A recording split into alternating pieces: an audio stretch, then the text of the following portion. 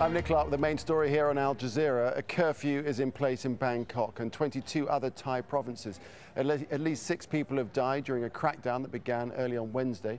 The military moved in to end weeks of protests by anti-government demonstrators. Gun battles broke out and buildings were set ablaze in the capital. Some of those inside had to be rescued by helicopter. Al Jazeera's Wayne Hay was there when the crackdown started. After a standoff lasting almost 10 weeks, the Thai government's patience finally ran out with the protesters trying to force them out. Using armoured personnel carriers, the military burst through the main barricade made out of tyres and bamboo sticks and into red shirt territory. They were backed up by soldiers on foot who fired into the camp at red shirts who were shooting back.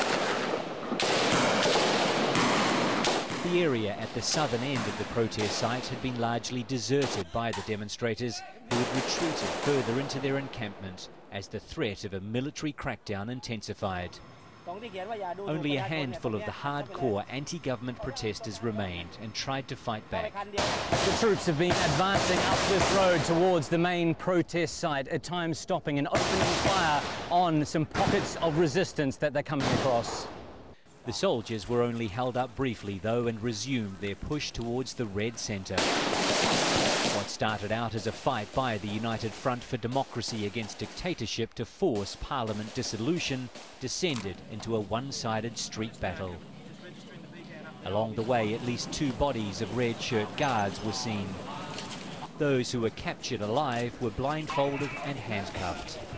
They'd been warned repeatedly by the government that under the state of emergency, an automatic 2-year jail sentence awaits if they were caught. As they retreated, the red shirts set fire to their barricades, built to keep the security forces out. The protest may be officially over, but the Thai capital looks a long way off returning to normal. Wayne Hay, Al Jazeera, Bangkok. Well, you can find more on that story and a lot more besides at aljazeera.net/English.